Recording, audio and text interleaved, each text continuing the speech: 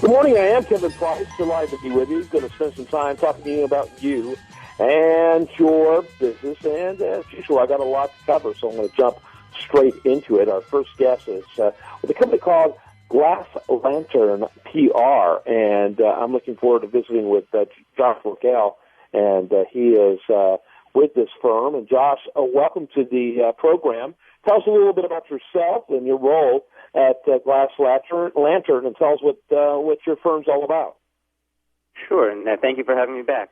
Yes, I'm co-founder of Glass Lantern PR. We're a no-nonsense, straight-to-the-point PR media relations firm. I'm also a contributing writer for Fridge Business Magazine on the topic of public relations. And we really focus, when we're talking about PR, on just getting straight to the point, cutting out all of the myths and misunderstanding of the industry to get an open dialogue with clients. And okay. So kind of give us an overview of the kind of clients that your firm works with. We actually go across the board on clients. You know, we do primarily our base is in high-tech B2B and B2C, but we also do consumer and beyond. Our real outlook when it comes to clients is we are the expert on how to tell the stories.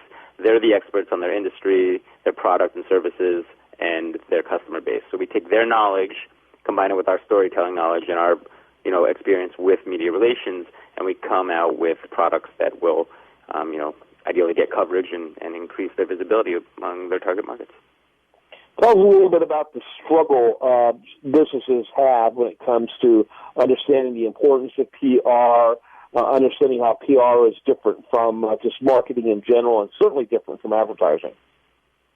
Right. I think one of the biggest struggles for businesses, and this isn't really their fault, is that there is a fundamental misunderstanding of what public relations and what media relations is across the board at the fault of the PR industry.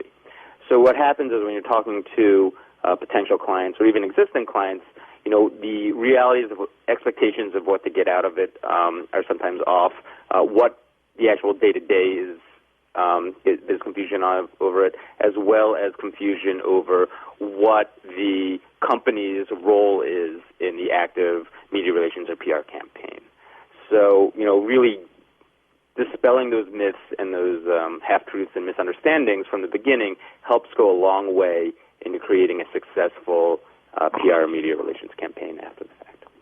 Tell us a little bit about the verticals that you work with and size of businesses that you have as clients. They go from, small startups that can be hyper-local, focusing on, specific city or even neighborhood, in the case of real estate, the real estate market, to multinational companies that are looking to open up in the U.S., market, because for a lot of industries, it's the largest market out there.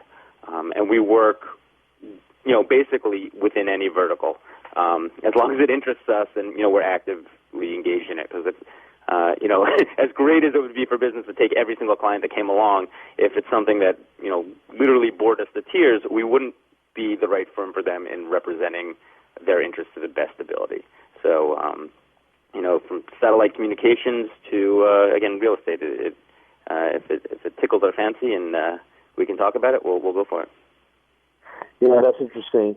Of the size of businesses that you have, which seems pretty broad, is there an area that you consider a sweet spot?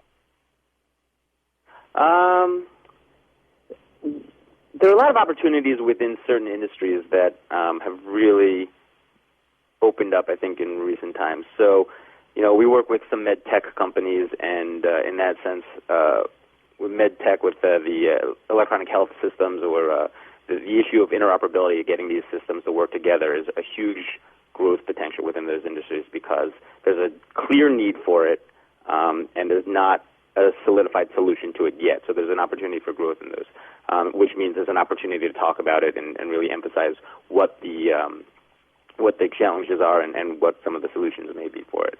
When you're talking about broadcast industries, there's a growth in the 4K market and distribution and everything along those lines.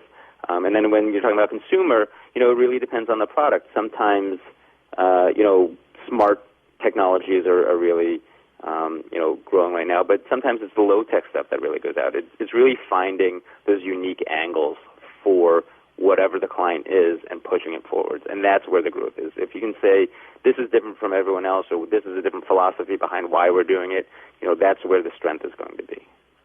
So as we wrap up the segment, any final thoughts for business owners out there? Basically, if you're thinking about media relations or you're thinking about PR, one, try to educate yourself on, what it is you actually need, and then finding solutions that solve those needs, rather than going out and saying, I need PR for the sake of PR, I need media relations for the sake of media relations. Think about where your strong spots are, and when you're talking to these firms, you're talking to these individuals, see if what they're saying meets up with what your expectations are. And if you have any questions along the way, be sure to ask them, because the more knowledge you have as far as why things are being done or suggested, the better you are to be able to navigate which way is actually the best way for your company. Joshua Kail, he's been a guest on our program before. Glass Lantern PR is the name of the company. That's GlassLanternPR.com. Thanks so much, Josh. Thank you very much for having me again. When we come back, much more for you. We want to remind you, best content here can be found over there at ustheaterreview.com. While there, like it on Facebook, follow it on Twitter, and this is the price of business.